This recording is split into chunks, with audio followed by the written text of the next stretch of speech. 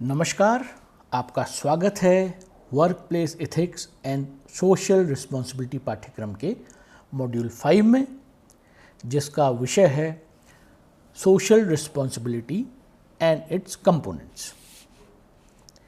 इस मॉड्यूल में हम यह समझेंगे कि सोशल रिस्पॉन्सिबिलिटी यानी सामाजिक उत्तरदायित्व वास्तव में क्या होता है, इसका महत्व क्यों है और एक पेशेवर या संगठन के रूप में हमें किन किन क्षेत्रों में इसका पालन करना चाहिए। आज के समय में केवल मुनाफा कमाना ही पर्याप्त नहीं है, हमें यह भी देखना होगा कि हमारे कामकाज से समाज और पर्यावरण पर क्या प्रभाव पड़ रहा है। इसी सोच को हम सोशल रिस्पॉन्सिबिलिटी कहते हैं। सबसे पहले सोशल रिस्पॉन्सिबिलिटी का अर्थ स्पष्ट करें। इसका आशय है कि हम अपने निर्णय और कामकाज के जरिए केवल आर्थिक लाभ पर नज़र न रखें, बल्कि समाज, समुदाय और पर्यावरण के हित में भी कुछ कार्य करें और उनके हितों को भी ध्यान में रखें। यानी एक व्यवसाय या पेशेवर के रूप में हमें यह देखना है कि हमारे काम से सभी स्टेक होल्डर्स को सम्मान और न्याय मिले। इसमें पारदर्शिता, नैतिकता और सकारात्मक सामाजिक प्रभाव जैसी बातें शामिल हैं। अब बात करते हैं कि सोशल रिस्पॉन्सिबिलिटी महत्वपूर्ण क्यों है।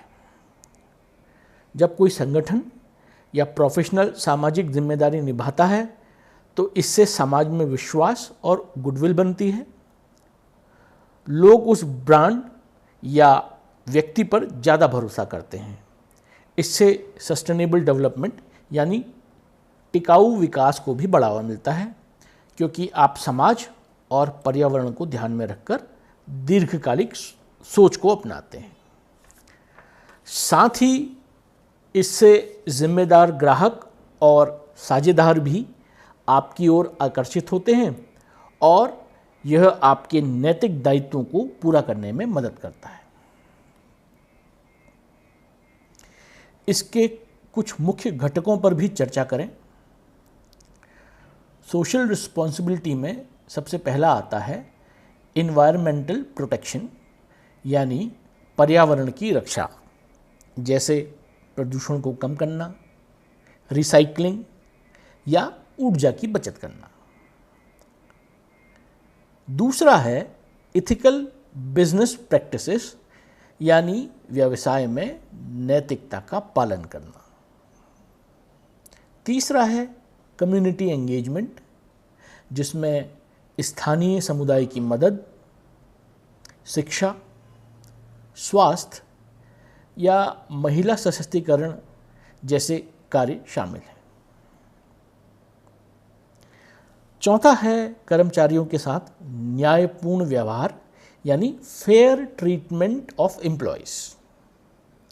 और पांचवा है ट्रांसपेरेंट गवर्नेंस, जिसका मतलब है निर्णय प्रक्रिया और नीतियों में पारदर्शिता बनाए रखना। ये सभी घटक मिलकर एक मजबूत सोशल रिस्पॉन्सिबिलिटी फ्रेमवर्क तैयार करते हैं। कई संगठनों में कॉर्पोरेट सोशल रिस्पॉन्सिबिलिटी या CSR के नाम से इसे औपचारिक रूप दिया गया है। CSR का मतलब है संगठन अपने व्यावसायिक लक्ष्यों को सामाजिक और पर्यावरणीय पहलुओं के साथ जोड़कर चलाए।